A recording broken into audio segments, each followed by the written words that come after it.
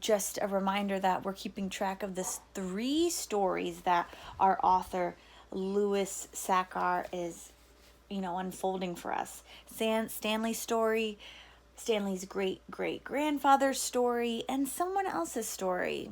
We're not quite sure just yet.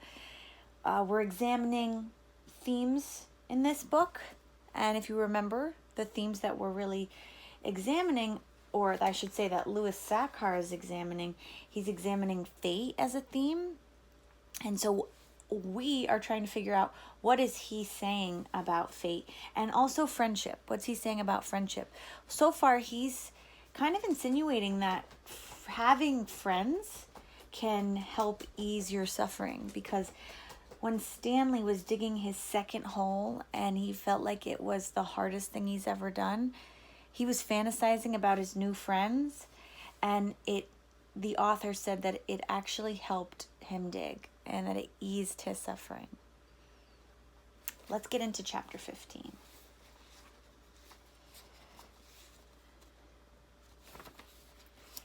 Mr. Pendanski filled the canteens.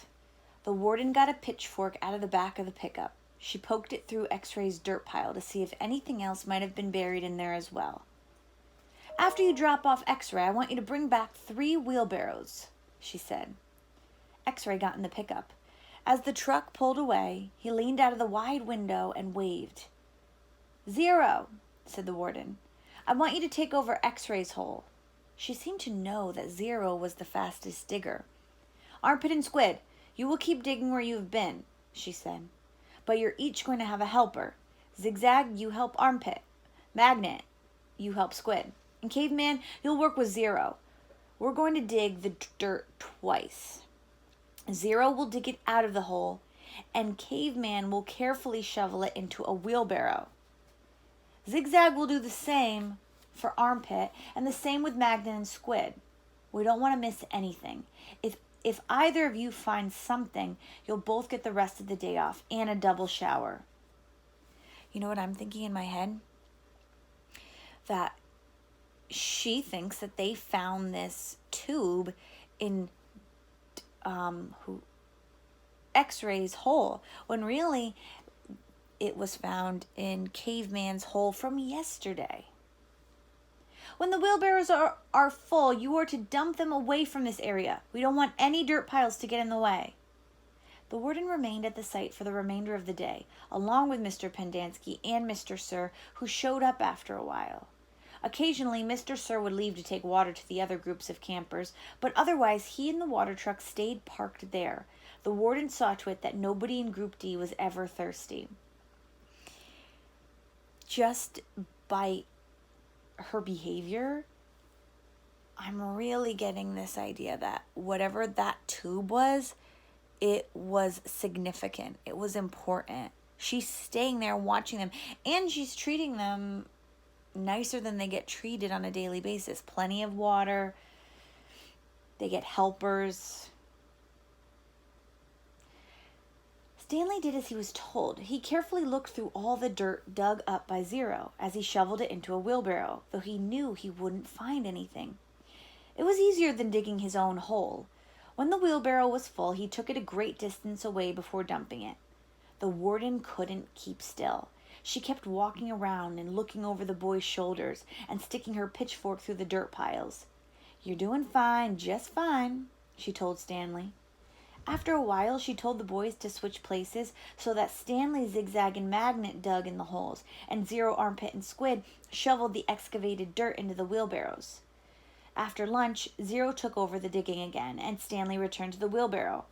There's no hurry, the warden said several times. The main thing is not to miss anything. The boys dug until each hole was well over 6 feet deep and wide. Still, it was easier for 2 boys to dig a 6-foot hole than it was for 1 boy to dig a 5-foot hole. All right, that's enough for today, said the warden.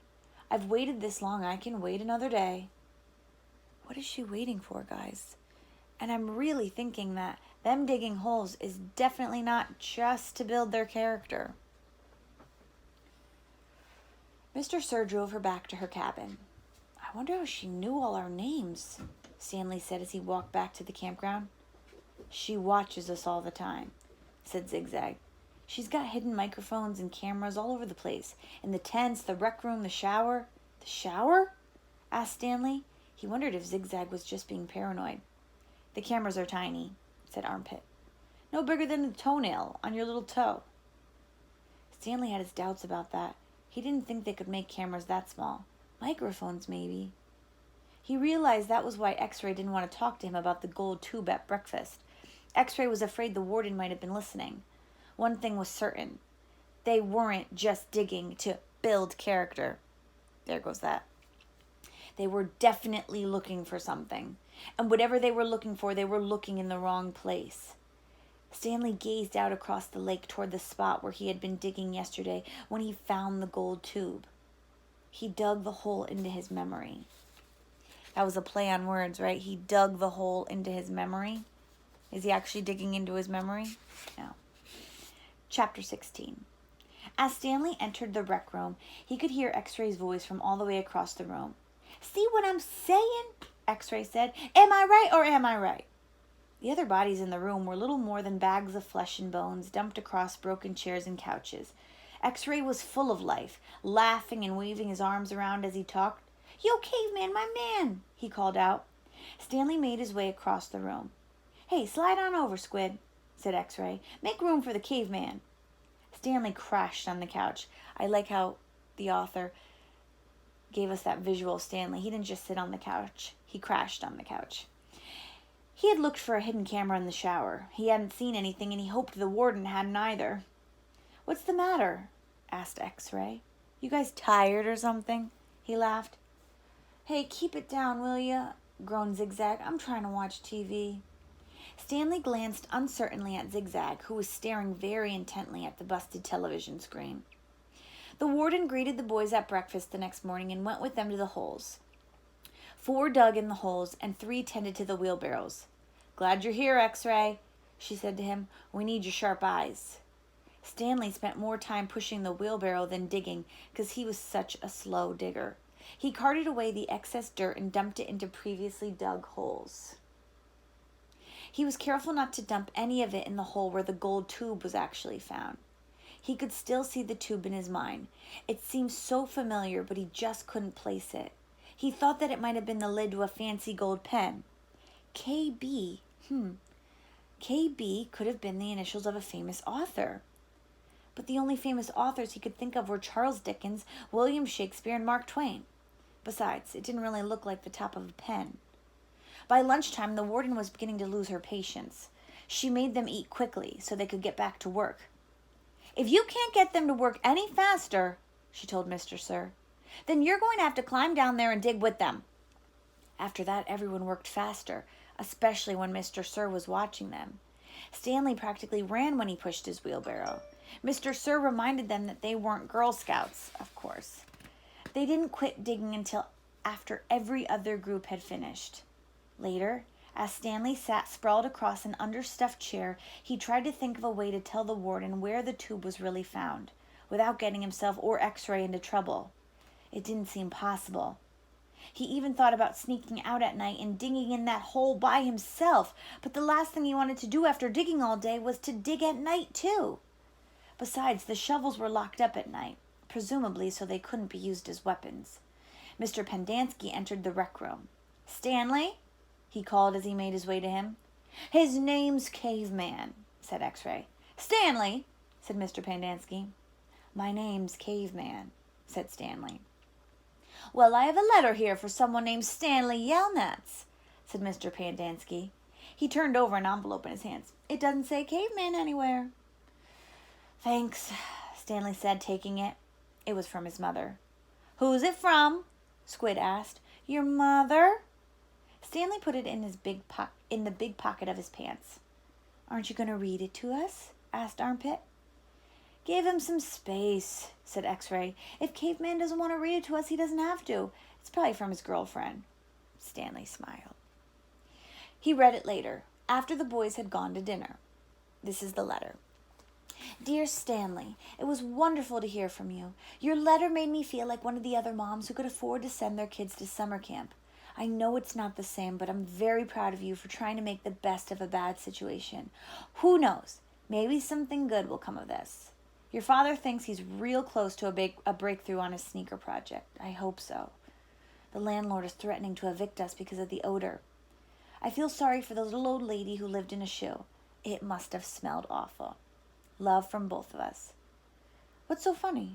Zero asked. It startled him. He thought Zero had gone to dinner with the others. Oh, nothing. Just something my mom wrote. What'd she say? Zero asked. Nothing. Oh, sorry, said Zero. Well, you see, my dad is trying to invent a way to recycle old sneakers, so the apartment kind of smells bad because he's always cooking these old sneakers. So anyway, in the letter, my mom said she felt sorry for that little old lady who lived in a shoe, because it must have smelled bad in there. Zero stared blankly at him. You know the nursery rhyme? Zero said nothing. You've heard the nursery rhyme about the little old lady who lived in a shoe. No. Stanley was amazed. How does it go? Asked Zero. Well, didn't you ever watch Sesame Street? Stanley asked. Zero stared blankly. Stanley headed on to dinner.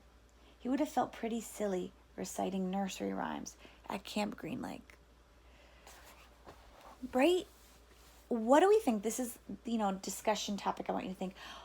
The fact that Zero didn't really know about the old lady in the shoe or Sesame Street or really anything about nursery rhymes, what does that say about him, and what can we infer about Zero? What can we assume? An inference is an assumption we can make based on evidence, and our evidence is that he doesn't know nursery rhymes or Sesame Street, so what can we infer about him? That'll be my question on Google Classroom tomorrow. Okay? See you again soon.